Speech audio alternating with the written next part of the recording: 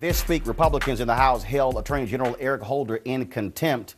I would say that our guest today is probably the second person they have contempt for. The Republicans have been coming after Lisa Jackson, the head of the Environmental Protection Agency, ever since she was appointed, and she joins us again here in Washington Watch. Welcome back. Thank you, Ron. So, again, they have the AG in their crosshairs. They have you in their crosshairs, Republicans on the federal level and the state level. They're constantly attacking the EPA. And so exactly why such hatred for the Environmental Protection Agency?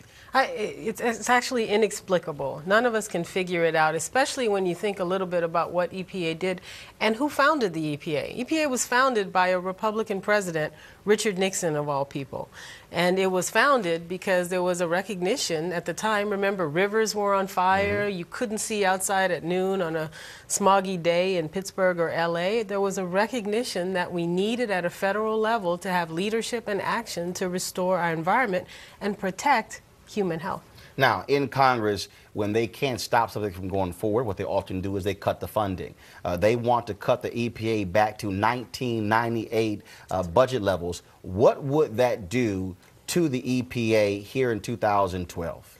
Well, you know, what will happen is EPA's job is to implement and enforce environmental standards. So if you have standards on the books, it's like anything else. They are meaningless if you don't have them enforced. And so we'll have Clean Air Act standards, but industry scofflaws will be able to get away with not meeting them. We'll be underfunded on enforcement. We'll be underfunded on science and research, something that everyone agrees is really important, finding new ways to get clean air, helping to find ways to deal with climate change, something they don't want to talk about right now, but is so important for the future of our country. Finding new ways to ensure we have clean water to drink. All those things we cut. All of our work to look at chemicals like PCBs and mercury, lead, arsenic. They're cutting our toxic chemicals program. And of course, as I mentioned before, they're going after all the clean energy climate change money because they don't agree still with the 98+% of scientists who say that our climate is changing and we need to do something about it. How does the EPA specifically impact African Americans? I can think about over the years in terms of these environmental areas in minority communities where they were simply just dumping stuff, and the EPA had to step in and begin to try to control that. And so what other ways African Americans are impacted by the Environmental Protection Agency?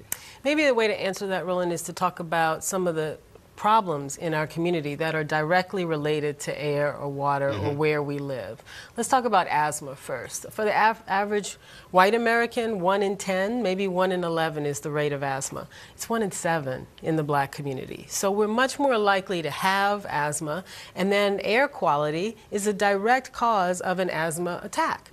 And African Americans are 3 times more likely to die from having an asthma attack than a white American. So we get it more often, and then we go outside, the air quality is bad, it causes us to have an attack, and we're much more likely not to survive that attack. That's just one example. Let's talk about drinking water issues. So 90% of Americans in this country drink water that meets all federal standards. We are blessed in this country with clean water.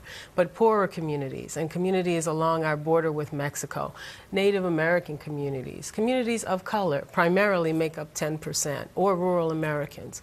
Let's talk about toxic chemicals. Everything from lead in our paint or our drinking water, all the way to mercury, which causes loss of IQ points in our children as they develop, all the way to things like asthma or other chemicals. All those things, history has shown, and this is a fact, this is not supposition, that communities of color and poor people are more likely to suffer environmental ills in their communities than other communities. Your critics will say, though, that by pushing these various rules, that it's impacting jobs, it's taking jobs away. I always say that that becomes the kryptonite in any conversation, that the moment you say jobs will be lost, people go, oh no, then we can't do it. And so how do you respond whenever that's always the answer given, that measures EPA is taking, that's taking away thousands and millions of jobs? I mean, I see the coal commercials on these Sunday morning news shows targeting the EPA.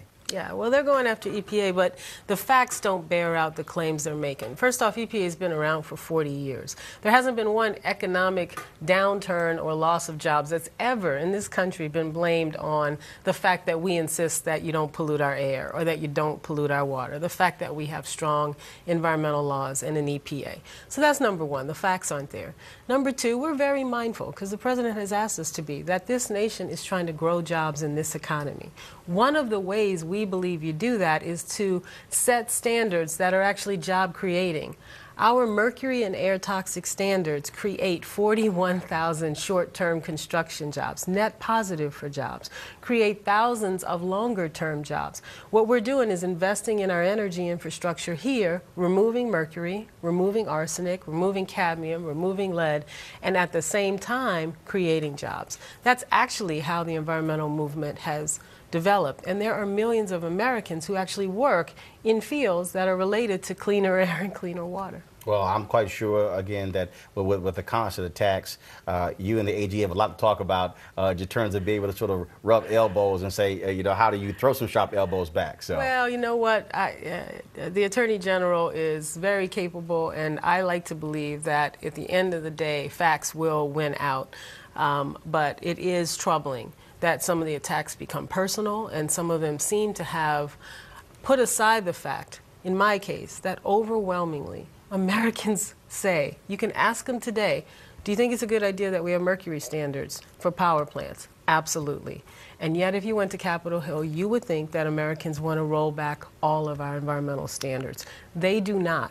And our challenge here, and especially for Black Americans, too often we're used as the reason, well, African Americans need jobs, let's roll back standards. Right. We're smarter than that. We know, every one of us can name someone in our family who died too soon of respiratory illness, directly related to air quality, or heart disease. Fine particles in our air, a major cause of heart attack and premature death, or cancer, because chemicals weren't regulated and they didn't know what they were being exposed to.